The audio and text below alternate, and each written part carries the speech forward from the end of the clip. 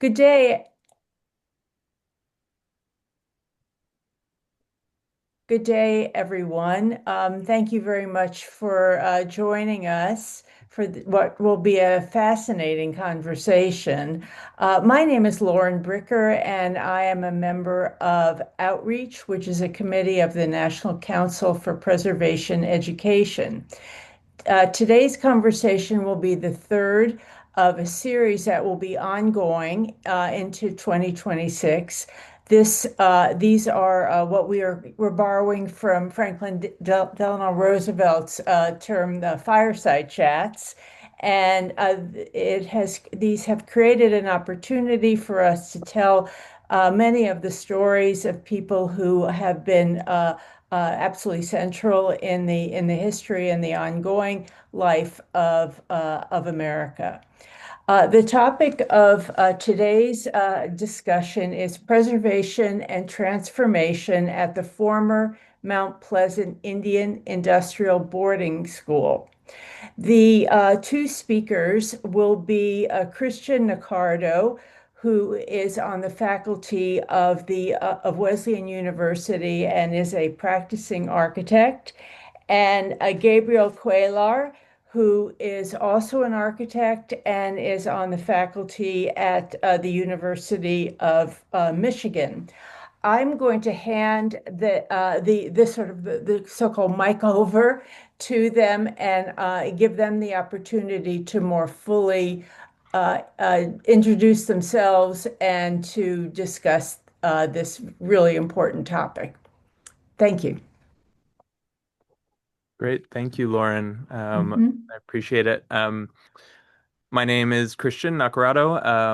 Like Lauren said, I'm a assistant professor of ecological design at Wesleyan University and founder and architect of Slow Built Studio, design and architecture practice that I run here in New Haven, Connecticut.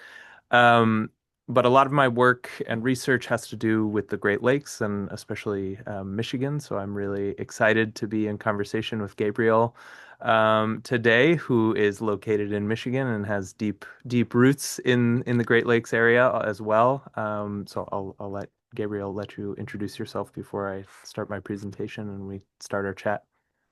Yeah, I'm really looking forward to hearing about this project and talking with you about it. My name is Gabriel Cuellar. I'm a faculty member at the University of Michigan. I'm also an urban designer, and I have a urban design office together with the Tharamufre called Cadaster, in which we work with local governments and community-based organizations to develop urban strategies and spatial frameworks. I'm focusing on in my research spatial justice, issues of property and land, environmental issues, and so yeah, I am very interested in this topic and excited to have this conversation. Great. Well, I'll get started and share my screen with some slides to describe the project that I've been working on the past 5 years. Let's see, desktop two, share. All right.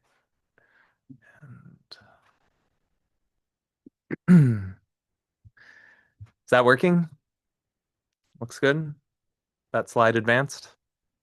Good. Yes, thank you. Great. Okay. So I'd like to begin when I speak about this project, I like to begin by acknowledging that these ideas are really the product of a long collaboration with the Mount Pleasant Indian Industrial Boarding School Committee, which is formed by many members of the Saginaw Chippewa tribe, which is based in Michigan, in Mount Pleasant. And here are Marcella and Willie in the Zeebwing Center for Anishinaabe Culture and Lifeways. They have been kind of the people I've been in contact with for the past 5 years and have come up with so many of the best ideas that have come to fruition in this project and are propelling the project forward. And the kind of broader team here, a number of the other members of the committee here pictured with Tatanka Means when he was visiting Mount Pleasant a couple of years ago. And this is just to say that everything in this project is collaborative, and everything in this project is something that we've come to through long, long discussion, a lot of attempts at consensus, and careful consideration of everyone's point of view, making sure whenever we're discussing something that it goes around. Um, the room and everyone's perspective is heard. And so that's just to say that this project is has been a learning experience for me very much, and I've brought my kind of architectural perspective to it, but I've um, everything I'm about to say has come from someone else. Let's say that. Um, so what I'll start by saying is a little bit about the more general history of boarding schools, federal boarding schools in the United States. Um, and many of you might already be familiar with them, in part through um, the Federal Indian Boarding School Initiative, which was started by Deb Haaland when she was Secretary of the Interior. And the Department of Interior put together this very comprehensive study of all of the different boarding schools that existed, both federally sponsored and often religiously or philanth supposedly philanthropically sponsored throughout the United States. And here she is giving the kind of announcing the release of what was called Volume One of the boarding school report. And in it, she said, in the speech, she said, as the federal government moved the country west, they also moved to exterminate, eradicate, and assimilate Native Americans, Alaskan Natives, and Native Hawaiians and their languages. When my maternal grandparents were only 8 years old, they were stolen from their parents' culture and communities and forced to live in boarding schools until the age of 13. Many children like them never made it back to their homes. Each of those children is a missing family member, a person who is not able to live out their purpose on this earth because they lost their lives as part of this terrible system. And for Native people across the United States and Canada, the boarding schools and or the residential schools in Canada were a defining feature of family history, and a incredibly significant part of a history of intergenerational trauma, dispossession, and cultural genocide on the part of settler colonial projects throughout the U.S. and Canada. And so it's strange. It's very strange in many ways that until this report was released, many people in the United States had no idea that they existed. Um, and it's wonderful that this report made this kind of this critical history more apparent to more people in the United States. Um, and what it did was here you see the 25 kind of first federally sponsored boarding schools, the first of which was actually in Carlisle, Pennsylvania, and the rest that famous boarding school actually served as the model for the rest of the schools across the U.S. and Canada. And here you see number 24 is Mount Pleasant. The boarding school report actually documented hundreds of boarding schools across the United States, religious, philanthropic, and federally sponsored. And if we zoom in a little bit more, we'll see more about the history of Mount Pleasant's boarding school. Here you see a photograph of it from early in the 20th century. And while this boarding school report did a lot of work to document the number of students at each school and started the work of accumulating oral histories, it didn't focus that much on the architecture of each of these schools. And of course, as an architect and of course as the audience here, as preservationists, we are probably much more interested or often very focused on the built environment. And interested in telling the stories of that built environment and understanding how that shapes the history. Um, so if we zoom in on Mount Pleasant specifically, this is a project I've been working on since 2021, when I started working pro bono with the Saginaw Chippewa tribe in the MIBS committee.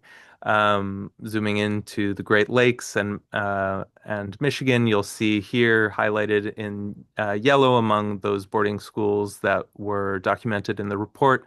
Five of them in Michigan. The one in red is at Mount Pleasant. Zooming into the city, you'll see that there's kind of Central Michigan University defines part of the city, a kind of historic downtown, much of the tribally owned land to the east. And then here is the site of the boarding school on the other side of town in the northwest corner. Originally located on eight 40-acre parcels, totaling a 320-acre site. This entire site was listed on the National Register of Historic Places through the efforts of the boarding school committee in 2018. And in addition to a number of historic buildings, it also features a wetland, a nearly 40-acre parcel of woodland that was never intensively logged, and a significant amount of agricultural land which the students had been expected to work. 15 of those acres out of the 320 were given to the tribe, given back to the tribe in 2011 by the state and the city, while nearly 300 acres of the entire district were given to the city for future development. So here you can see the approximately 15 acres that were given to the tribe, and the tribe's interest in them, of course, is that these are the buildings, the historic buildings that house their ancestors and relatives. But the future of the site in general remains uncertain, in part because the city is still in control of the vast majority of the entire district, and the tribes got a lot of we have a lot of work to do um, on the committee trying to get these buildings back into some type of shape. Um, so to talk a little bit more specifically about the site, um, in spite of the kind of tragic history of the site, when you visit it, it can't help but be beautiful.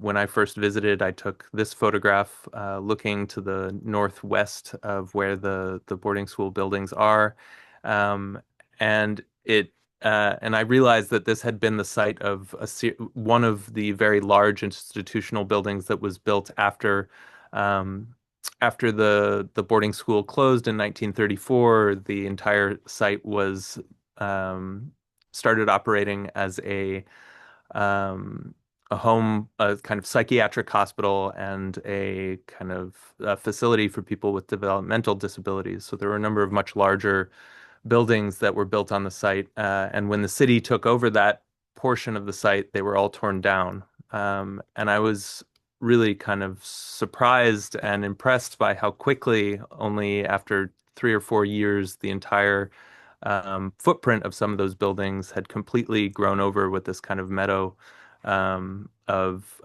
native grasses and wildflowers. And that really spoke to the power of land, I think, on this particular site, and really a relationship to land that is important to the tribe and to Native people throughout Turtle Island. So this is a kind of this became a kind of guiding principle for the project, is that in spite of the kind of tragedy of the built forms and the legacy of the things that happened on this site, the land persists, and the kind of power of the land is more persistent than anything else. Um, but of course, as an architect, I'm very interested in the buildings. So to give you a quick overview of which buildings remain from the historic set, there are 7 existing buildings. Here you see an aerial view of them. Here you can count them out: 1, 2, 3, 4, 5, 6, and the seventh is just sort of cut off at the bottom, at the south side of the site.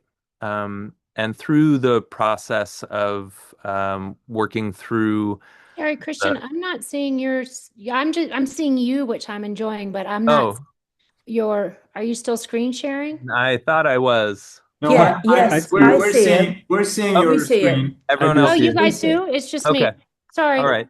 You No, can change your view, Blair. I'm just gonna have to change my view. Thanks, Yeah. Okay. bye. okay, All sure. right. Thanks for checking. Okay. Yeah, no, that would have been rough.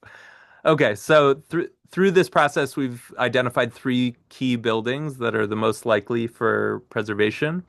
The workshop building, the gymnasium building, and the classroom building, all centrally located and sort of in the best shape out of the seven. Here's what they look like from the ground: the workshop, the gym, and the classroom. And after that, we identified three second priority buildings, also which we would like to preserve, but are a little bit more challenging. The girls' dormitory, the home economics or superintendent's building, and the small girls' dormitory. Um, and then finally, the seventh building is what, as far as the Park Service is considered a non-contributing building, which is the boys' dormitory.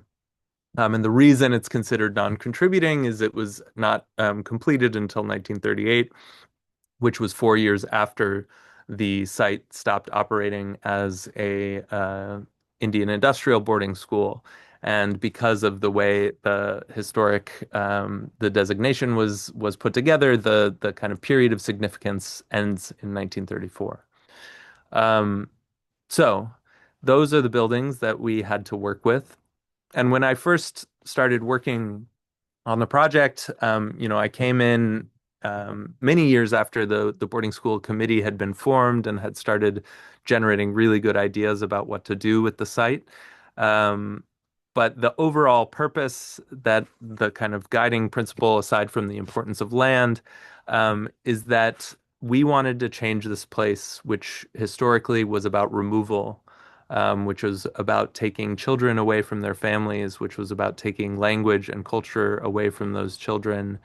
And it was about turning that around 180 degrees or 360 degrees in the case of this diagram, and turn it into a place of return where all of those things could be restored.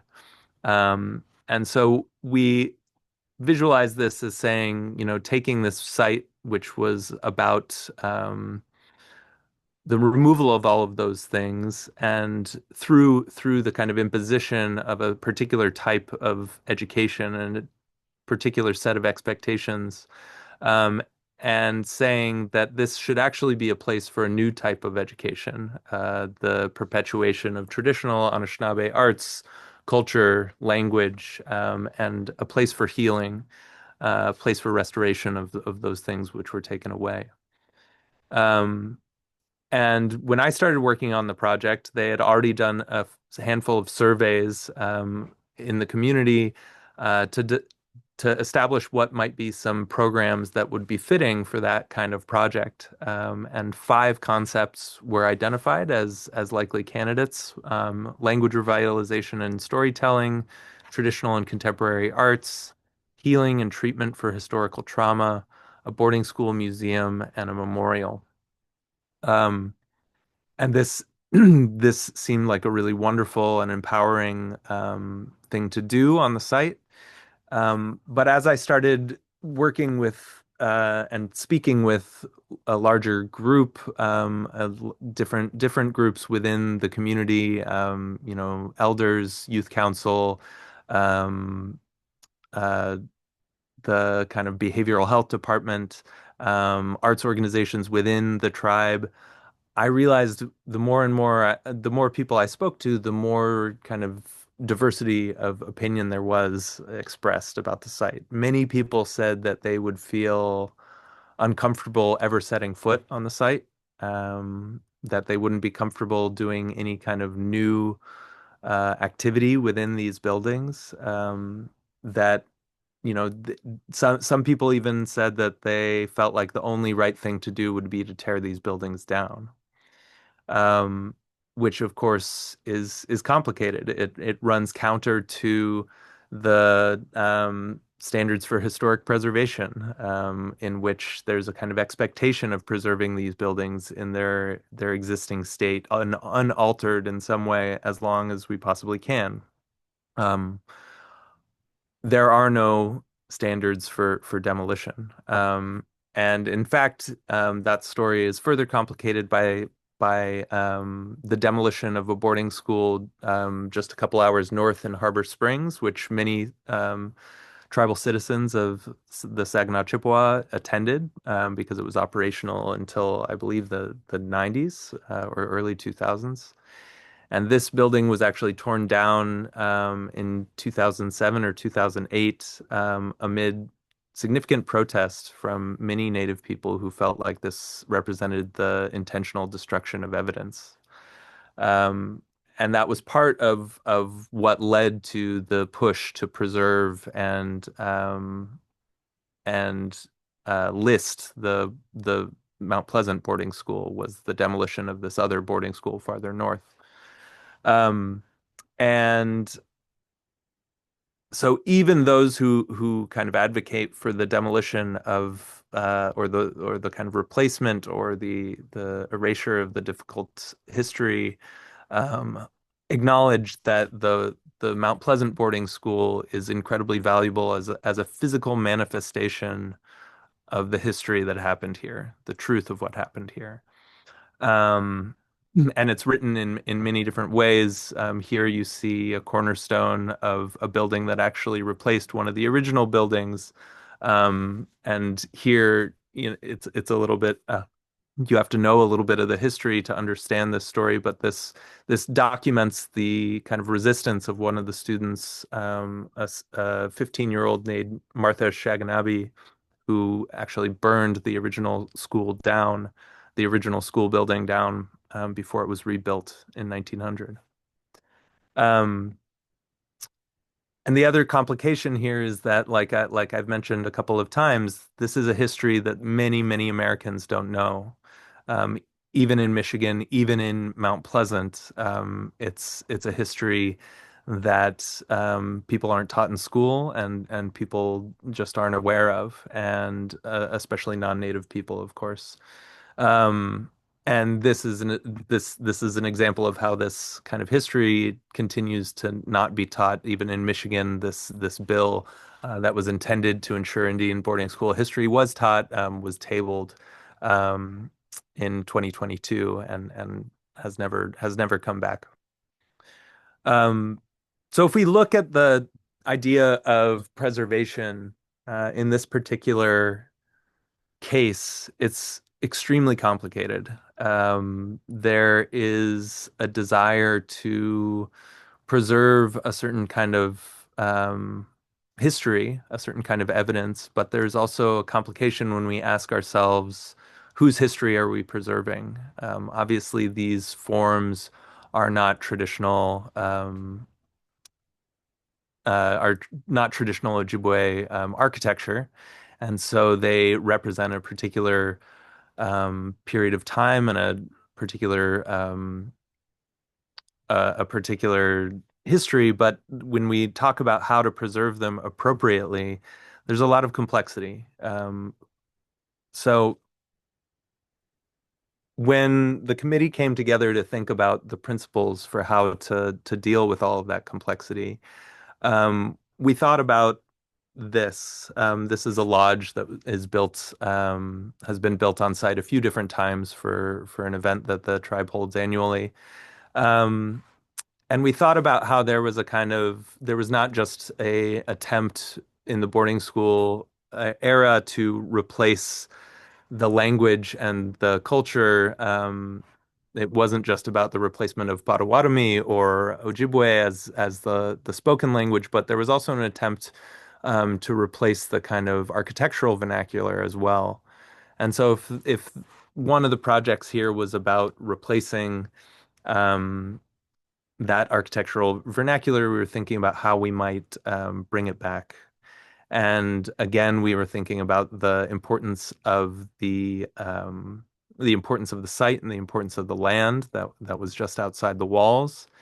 And as you walk through these buildings, you see all of these views just through these walls, these heavy masonry walls. And it occurred to us that in spite of these walls which were intended to separate, which were intended to contain the students and kind of keep them from connecting back to their families or their culture, the land was always right outside the window, and it was always accessible, at least visually, in that way. And so the three principles that we have come up with to guide the design have been that we need to figure out ways to dissolve boundaries between inside and outside, um, figure out ways to focus attention outside of these buildings, and then figure out ways to let the land return, in some cases, into the footprints of the buildings.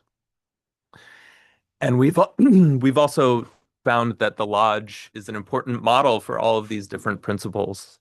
Of course, it does all of those things by having a really transparent boundary, but it also achieves it through what I've been calling a sense of temporal transparency, because the lodge is not the kind of monumental architecture that's embodied in the buildings of the boarding school, but is instead something that's only expected to last, five or 6 years, can be built in the course of a single day, and is not about kind of commemorating the power of a particular group of people or establishing the importance of a particular time or date. It's in fact just about kind of creating a space for gathering. It's about, um, if it's about recording anything, it's just about recording the act of a group of people coming together and caring for one another, caring for the land, and creating a place um, for them to be together. So that is the kind of that temporal attitude towards building makes it begin to become clear that that are alternative models. And so I'll quickly read something from a more formal version of the of talks I've given on this project before, because I think it's important. Um, which is when we think about the difference between uh, these attitudes towards buildings and towards architecture and towards how long a particular type of architecture is meant to last. I think it's helpful to look at the words of Standing Rock Sioux scholar and activist Vine Deloria Jr., who proposed that a theory of stable relationships to historic events lies at the center of settler ideology, that the very essence of Western European identity involves the assumption that time proceeds in a linear fashion. And the Park Service presumption of historic preservation is, of course, closely tied to this understanding of history. And despite rehabilitation projects, which of course allow for a certain degree of change, there remains a deep correlated desire to maintain some architectural elements as if frozen in a particular point in time. Deloria argued that American Indian worldviews, by contrast, emphasize the importance of place. By revering specific lands rather than moments in history, or to put it differently, by valuing space over time, the relative importance of any monument tends to fade along with anxiety about its preservation. Permanence in the Anishinaabe tradition is not sought in the maintenance of structures designed ultimately to disappear, but is instead found in the repeating cycles of the landscape and the continuity of cultures which live in relation with it. From this perspective, even the most significant building must eventually pass from the physical world, following a mechanical process to which everyone was subject, a natural cosmic process to which all things were bound. And I think, um, long before I started working on this project, the tribe already embodied many of these ideas through what I would call a living monument. Every year on June 6th, which is the anniversary of the day that the boarding school stopped operating as a federal Indian boarding school in 1934, the tribe comes together with a number of different members of other tribes, other survivors, other descendants from all around the Midwest, and holds an event called Honoring, Healing, and Remembering. And this has taken place for a decade now. And as part of the events, they often build a lodge. They have speakers. They have a meal. They have an invited guest drum. They have jingle dress dancers. They have grand entry. Um, and all of this takes place on a site where none of those things were allowed for many, many, many years. And really just the reintroduction of all of those elements of culture have already started to reshape this site independent of any kind of changes that we end up making to the architecture. And so in that way, there's already been a kind of return of the land, of the culture, of the language to this site, no matter what we end up doing programmatically or physically to the buildings. Um, and so, if we have a little, yeah, we have a little bit more time. Can I just run through the plans quickly, Gabriel? Yes, please. Okay, um, so there are a lot of different things in the works. We are just finishing schematic design for all three of the priority buildings. We have structural drawings. We have work from a historic preservationist, a kind of exhaustive report, and then my kind of architectural drawings that we're putting together to wrap up schematic design for those three buildings. I will show you, I'll just focus on the workshop building because as I was showing in the phased plan, the auditorium and the gymnasium building really are just going to have a very, very minimal change to what's there. It's just going to be stabilizing and preserving them and making them accessible. But the workshop building is the one in which we are proposing to have a little bit more of a new presence. So what we did is we took those five concepts and we divided them into different groups, one of which we were calling cultural creation. We thought of these as more active programs. And then these honoring, healing, and remembering we thought of as a little bit quieter in terms of programming. And healing sort of could go in between them depending on what form it takes. And we looked at those three buildings and thought about how we might be able to put them into practice in those three buildings. So these are the phases that I mentioned. Phase one remediation is almost done thanks to a grant from the EPA. So after remediation, we've kind of emptied out all the hazardous materials from the gym, the classroom, and the workshop building. And conceptually, we're thinking about this phase as treating as all three of those buildings as a museum, just records of the events in their own right, not with any kind of exhibition necessary within them. In phase two, we are working on the workshop building, in which we bring a new kind of presence to the site. A little the kind of active programs that I was talking about. So healing, language, and arts would be located in this newly renovated building, but again with a very kind of light touch approach, minimal changes, but allowing daily presence on the site to make sure that the buildings are watched over. And at the same time, the gym and the classroom building continue functioning as a museum. And then in phase three, what we're calling the complete vision is we do the necessary kind of infrastructural upgrades required to make those two buildings actually accessible and sufficiently weatherproof and comfortable enough to be in throughout the year as well. So that's the complete vision. That's our hope for the end of these three phases. And of course, there's a phase four, which is about the other buildings, which we are hoping to also work on sometime farther down the line. To show you a little bit more about the specifics of the workshop building, here are the existing conditions. There's a kind of small basement floor. There's a first floor, which has kind of glass partition, and this was a kind of metal shop, and this was the woodworking shop historically. And then a number of smaller spaces on the second floor. Here's the north elevation and a kind of typical cross section through the building. We did a number of different programming studies to figure out what might be the right scale spaces and what kind of multi-purpose uses each one of those spaces could have: studios, offices, classrooms, archives, gallery or exhibit or community space, and a reading room. We started to figure out the appropriate locations and adjacencies for each of those. Um, Service space, as you might expect, in the basement.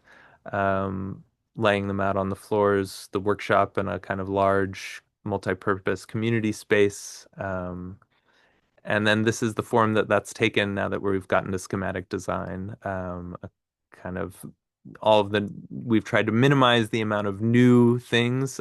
So it's really just this core, this service core in the middle. And the same is true on the upper floor, trying to maintain as many of the original partitions and as much of the original conditions as possible. So just introducing new partitions and joining them with old partitions wherever possible. Um, and here, the proposed plan for the workshop building keeps it very much the same as existing conditions, but the interior is also a very light touch approach. We're not kind of changing too much, except to bring the things that are necessary to make the community functions work within it. The one place where we are looking at introducing a new kind of sense of presence on the site is on the east elevation. We're looking at this is the kind of main entrance to the building, and we're looking at a way to work from the kind of weaving traditions of black ash baskets, or also thinking about the kind of sapling construction that's used for the lodge, in a way that might complement the kind of required changes that we need to make for accessibility. So thinking about the guardrail for the ramp, for example, is something that could be built in part out of saplings and replaced in a kind of seasonal way. Um, in a kind of effort to bring the idea of renewal and a cyclical relationship to construction that we see so clearly in the lodge, to the more everyday expectations of a building that we're making um, uh, meet building code. Um, yeah, so maybe I will leave it at that, and Gabriel, you can let me know what I should go back to, or anything that comes to mind that you might have questions about. Yes, thank you so much.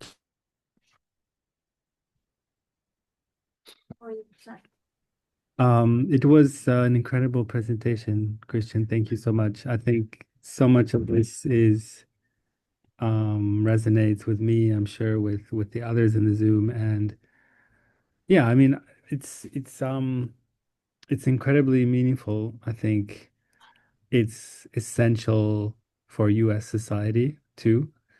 And I think any architects or preservationists who are concerned with justice, but also the trajectory of our fields, should be deeply concerned with these things. Um, yeah, I have many different questions, but I guess I'd start with a straightforward one, and then we can advance to more complex questions. Um, and I'm really grateful for this chance to do that. The first is I have a question about the prevalence of these sites, the prevalence of the industrial boarding schools across the country. As you've shown, there's, not just one, but actually quite a few. Um, do you know about other industrial boarding schools across the country that, um, you know, have maybe had similar kind of preservation? Is this the first example of, an industrial boarding school being addressed by the community, the architects, some of the survivors? Like, are there any other examples that you have looked at? Do you know of other communities that are also grappling with this, of like, how do we preserve slash reappropriate these places? Because I imagine it's not only in Mount Pleasant, but other places. And if that has been part of your your research or any of your conversations? Yeah, absolutely. That's a great question. There, I think in general, they're often that like I said, they're complicated sites, so they're often kind of contested as well. So this one, it's a good thing that the tribe has possession of this land now, but of course, 15 years ago they didn't. And that's not to say that there aren't other tribes that do have a similar kind of situation now. And I visited the Lac du Flambeau band in Wisconsin, and they have a boarding school, and they have a number of different buildings, and only one of them they've renovated, but I think early in the boarding school committee's work for the Saginaw Chippewa, they went and visited the Lac du Flambeau project and saw what they had underway. Um, and I think um, they did a great job kind of in terms of historic preservation and restoration in many ways. And they've got a kind of museum exhibit there as well. But they Mm, only have one project, or they only have one of the buildings completed, and I think there's a question of resources, just like there is for the Saginaw mm, Chippewa, how to get these what's a huge kind of overall project, how to get it right. funded and how to get it done. Um, and then there are other boarding schools that have been demolished. There Hmm. are there are some that have been completely demolished. There are a Mm, number of different buildings here that were historic that no longer exist from the boarding school era. So the fact that there are seven or six from that particular era that are still preserved is pretty unique. mm, I was in Albuquerque a couple of years ago, and the Albuquerque boarding school operated until quite recently. But I believe there's only one of the original buildings I still see. existing there. Mm, Because I think in a kind of like 12-year period after the boarding school stopped operating, many mm, of those buildings burned down. mm, Um, and so because these sites are so complicated and so many mm, different people have so many different types of feelings about them, from a preservation perspective, I think they're vulnerable sites. mm. And then especially if they're not under tribal control, I think it can be difficult too. Yeah, that's a very, I think, telling kind of response in that it's, I mean, it just points to the continuation of the kind of marginalization of native sovereignty, native culture that even places like this, they might not actually have a say over. Like if they don't have, ownership in the traditional sense of the place, then their input about the future and the ideas of preservation might not be taken into account. And yeah, I don't know. It's an interesting um, set of conditions, which, as you point out in the presentation in such an articulate way, it's so many different layers, so many different perspectives and things, which are all valid. So it's like, Mm. how do you I mean, that's why I was interested in like, so what have been some approaches that have been taken? It would be really interesting to kind of, um, yeah, I don't know, have like a survey of like how these kind of sites are dealt with and the different approaches that are taken. Um, yeah, as a sort of I, resource for other communities who will do so in the near future. I think that would be really useful. I mean, I mean the federal boarding school initiative is Mm, obviously not something that's being pursued by the Department of right, Interior at the moment, but right. even when Deb Haaland was doing all the wonderful work that they then and she was kind of guiding that project, it Yeah, wasn't interested in, like I said, it wasn't interested in the buildings very much. right. And Mm, so I think it would be incredible if a group of preservationists or architects or architectural historians were able to compile just that, Mm. just the kind of physical, even in the kind of construction documents of every single one of these Mm. buildings would be an incredible history in and of itself. Mm. Um, but Completely. but a survey of what's going on currently would also Mm. be incredibly useful. Yeah. In follow-up questions, I have first a question about architecture and then a question about land. Although, of course, we can't always separate them so cleanly. But first, a question, architectural question, which is about how to reappropriate these buildings and the conversations that you've had about what preservation means in this kind of situation, which you have already talked a little bit about, but I want to get more into it because a lot of the conversation actually reminds me of the work of this Palestinian Italian design practice called decolonizing architecture. They look at how to reappropriate colonial architecture basically in different contexts. And some of the terms that they use, for example, are like denormalization or profanation as a way to somehow encapsulate how you can somehow deactivate some of the power and the politics of these places.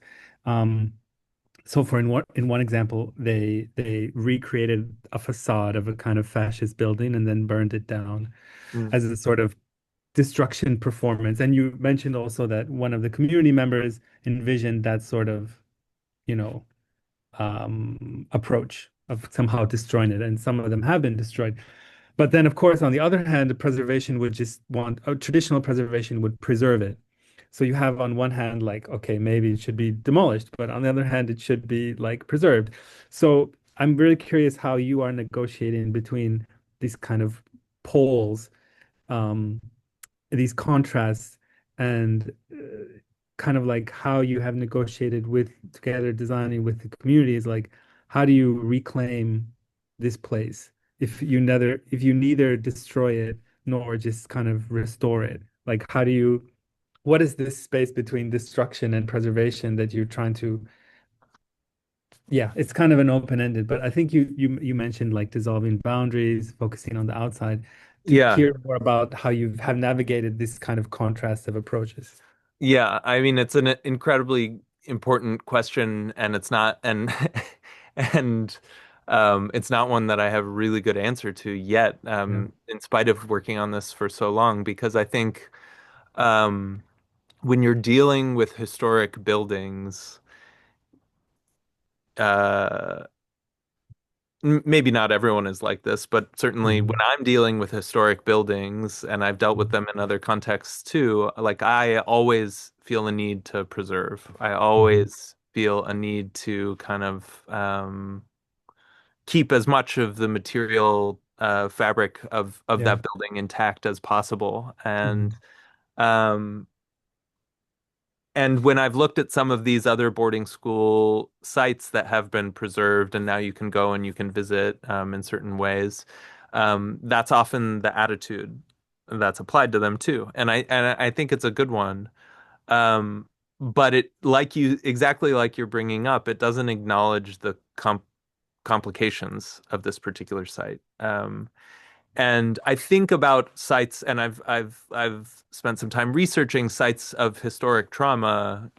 Whether it's kind of work camp or a concentration camp, or it's a plantation, and the ways that different architects have dealt and preservationists have dealt with those sites.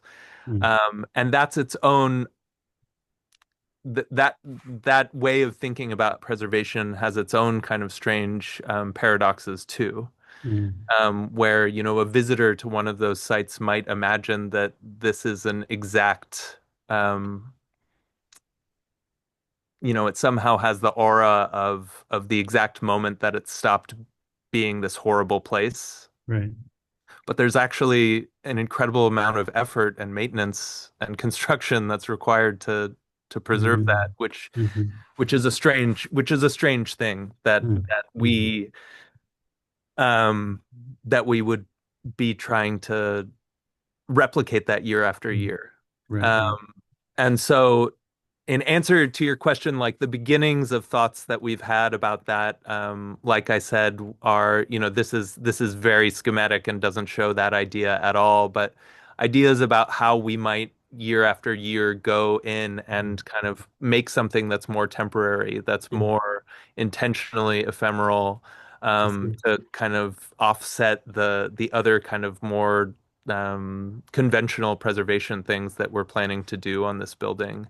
Or at the site level, a kind of better example, which maybe you noticed here, was this non-contributing building Right. is probably the most likely to not be preserved Mm.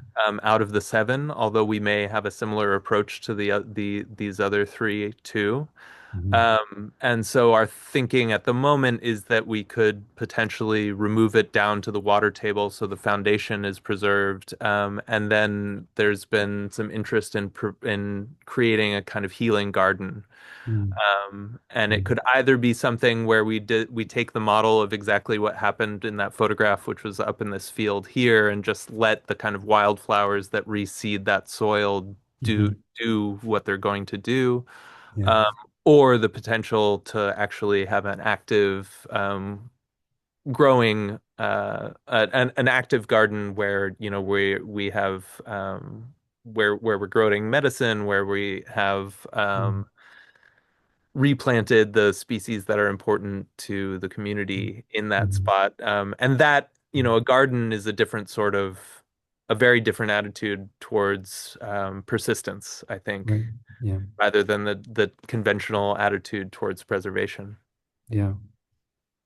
Yeah, that's fascinating. I mean, I think when the elevation that you showed where you were thinking about somehow incorporating some traditional Anishinaabe construction methods into the adaptation and appropriation of the building, I think is a really exciting approach. Not, I mean, kind of keeping a lot of the existing material, but also adding other materials that are kind of operating on different cycles, different sort of relationships, and then over time, the building starts to become something else. Mm. I think that's a very, um, thoughtful approach. Um, I think there was a question in the chat, but I just want to ask one more question. I asked the architecture question and now the land question, which you just already started to transition to when you talked about the garden. Um, a question about land and how land features in the preservation vision. Um, and I think at the current stage of the design, um, like when you showed, there was a diagram that showed different activities and programs, and it seems that the vision is centering a lot on material relationships, relationships with land, different art practices that come from, relationships with the land. Um, how do you think that the design of the landscape, putting the land into focus, might start to maybe emerge more as you go through schematic design and further development? Um, yeah, I think it seems to present also a sort of dilemma. Like you mentioned that a lot of the site had sort of regrown by itself. So it's a question of like, do you intervene? Do you not intervene? Sort of with the buildings, do you intervene? Do you not intervene? So yeah, how do you, when it comes to the land and kind of the ecology, whether it's the water, the different types of plants that are meaningful for this place, um, how does sort of the landscape become part of the conversation and yeah, the vision of the place? Yeah, uh, I definitely would love a landscape architect to help me out on this. Um, but your question makes me think about a moment last year when I put together a presentation for a number of different elders Mm, who had been active in the project for a very long time, mm, but hadn't been present for like the most recent conversations. And so I put together, this very exciting bunch of slides and went through my kind of presentation about what I thought the important issues were with each one of the buildings and all of that. And mm, one of the women who was on the call with me, who every time I talk to her, I kind of have to switch my entire view, Yeah. um, was like, "This is all great, but what about like what about the land? Like what about the relatives that are out there? What about the medicines? Like what have you gone around and seen all of the things that are growing there already?" And Mm, she couldn't care less about the buildings really. Um, she was concerned with like mm, what relatives were there, mm, what mm, medicines were there. And so I think I don't think and I think it would have to be a very special landscape architect who has mm, a good relationship to that type of thinking as well. mm, But I do think like part of our planning here, and one of the reasons why the site is just as good right now as it will be in, 15 or 20 years in many ways, is I think as soon as we can make this a place for people to walk around and be mm, able to have their own kind of quiet contemplation, mm, and it is that in a kind of communal way once a year. But I think the possibility of having a place where someone can be alone, um, mm, and kind of walk through the site, and pay attention to the different things that are already growing there, and pay yeah. attention to things that other people maybe haven't noticed, Mm, is going to be a really important part of it. mm, That's what's been important to me when I've been visiting the site, mm. Yes. is just having that time to reflect. Um, Amazing. yeah. That's really amazing. Thank you so much. Lauren, do we want to Well, take the I question in the chat? yes, let's just do that. And Sure. then I think we need to conclude, Okay. unfortunately. I mean, we could probably go on listening to your conversation all day. It's so fascinating. But time being what it is. So, do you want to read off Kit's question, Gabriel? Oh, sure. So it's a question from Kid Watkins who asks, were some of these schools demolished early on, like the Japanese internment camps were, because they were trying to erase the history they knew was so wrong? Yeah, I think yeah, some were demolished immediately, and I can't Mhm. really speculate about the intentions, but I do know that some of the buildings on this particular site, if we look back,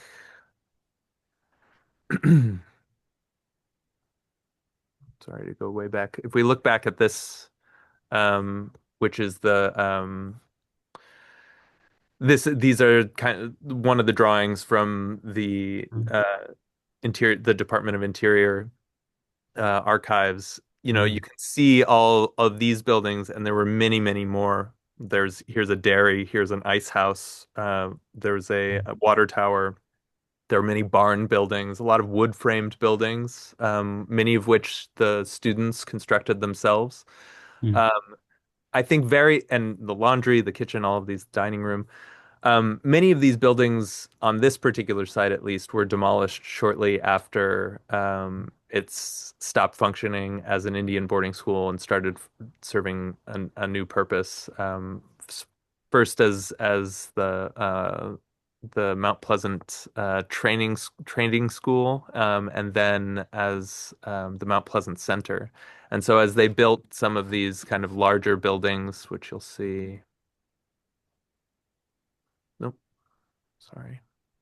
As they Mhm. built some of these larger buildings across the site, they ended up Yeah. demolishing the historic buildings that were in that place. Mhm. Um, but since then, of course, there's been demolition of those buildings as well. So I think I think the kind of inclination to remove things Mhm. in hopes of erasing the history, or erasing evidence, is not unique to any period of time. Mhm. And Yeah. obviously it's a complicated story because, erasing history is often the kind of justification given for leaving Confederate monuments standing, for example. So Mm. um, I think what's become really so powerful in working through this project and so important to the committee and certainly to my thinking as an architect is that um, the idea that any of these things is going to last forever is just untrue. Mm. Like it's just an error of thinking. And so thinking more strategically about the pieces that will be replaced and how they'll be replaced and how soon they'll be replaced, and then most importantly, like who will replace them and in what way, um, that has become the kind of more critical piece of this project. I think that's, I mean, yeah, it's a phenomenal kind of articulation of the stakes. I mean, acknowledging, certain opinions for destruction, certain opinions for full preservation, but you're kind of articulating this kind of alternate or parallel ethic, which is kind of about continuing to use, but in different ways, in Mm, new relationships, mm. and sort of not erasing, but sort of slowly rewriting and writing more. Yeah. Um, Gentlemen, return. yes, I am so sorry to interrupt this fascinating conversation. We are you're holding us enthralled with your both what you presented, Christian and Gabriel, your incredibly insightful and provocative questions. So we really thank you very much. The National Council for Preservation Education is very appreciative. And as has been said, this will be posted. Um, uh, Mayar, will it be on YouTube first, or will it go directly to the NCPE website? First, it will go to our YouTube channel. Then there will be a link in the website that takes you to the YouTube channel. Thank you. Thank you for doing that. So we hope that this may also be helpful for other people who weren't able to attend today. And we just cannot express our appreciation enough for your time and thoughtful discussion. Thank you very, very much. Thank Thank you you. all. Thank you. Thank you. All right.